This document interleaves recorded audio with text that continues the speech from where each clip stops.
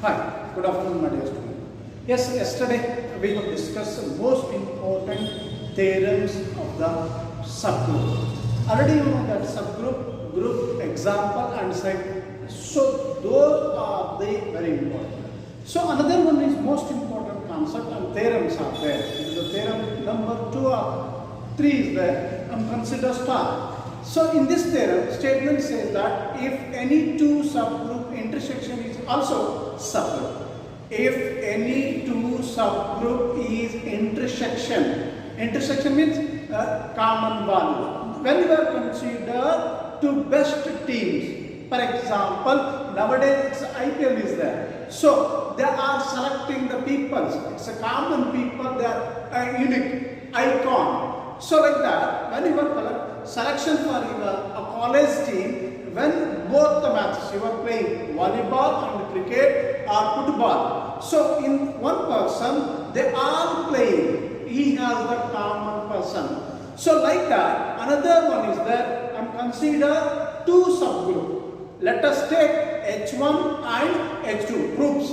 If any two subgroup intersection is also subgroup, theorem statement. But in this one, we are going to prove that. Let H1 and H2 are the two subgroup of Z. In this one, H1 consider since H1 is the subgroup of Z. In this one, A belongs to H1, B belongs to H1 implies AB inverse belongs to H1 intersection H2. Clearly, the concept is most important, right? And another one is that since H2 is a subgroup of Z, we have so A belongs to H2, B belongs to H2, AB inverse belongs to H1 intersection H2. Because the reason both are the common factor or common element. Try to understand Venn diagrams. So the operations are there. So those are the most important factors. So in this one, so consider equation number 1 and equation number 2. So in this one, that expressions are there, subgroup. So we are going to show that some identities element. When you are going to, the inverse law exists and identities also exist. Then only these factors are satisfied.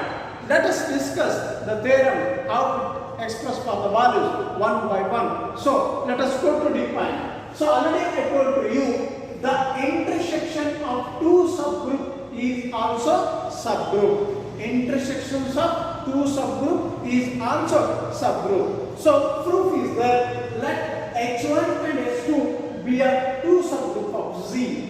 Since H1 is a subgroup of Z, already I told to you. So in this case, I have said that A belongs to H1, A belongs to H1, H1 is a subgroup, B belongs to H1, so this one is also subgroup, right? So here H1, here H1, so then only AB inverse, it means inverse law exists. Inverse law satisfied, our identity elements are satisfied. Then I am going to second subgroup. Since H2 is a subgroup of, so here subgroup of Z, here also subgroup of Z, right? So we have A belongs to H2, B belongs to H2. Then obviously AB is there. But why am I going to take inverse is also exists. So that's why AB inverse belongs to H. Look at AB inverse, AB inverse. These two are common. Where? H1 and H2. So then only A belongs to H1, A belongs to H2. It means here A inverse is also belongs to H2. Then only, so or otherwise you can express for the values. A belongs to H1, A belongs to H2. So obviously A is both a set or both subgroup. So then only H1 intersection H2s are common. So here go to diagrammatical representation. So keep observe. So here this one, here this one. So this one H1 intersection H2. This element A is there.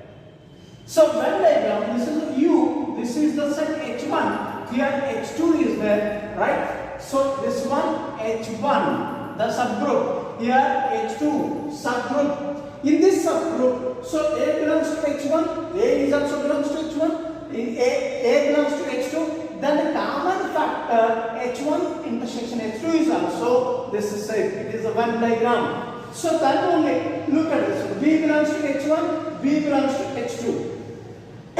So another element is there B. Then B belongs to H1 intersection H2. Equation 1 and 2 show AB inverse H1, AB inverse. So commonly observe both are they exist.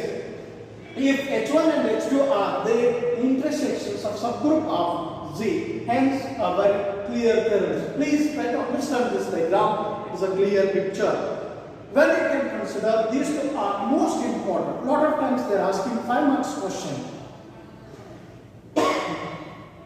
Another most important example is there. Then, if H is a subgroup of Z, then H inverse H. Keep in your mind, we express the values H of H is equal to 1.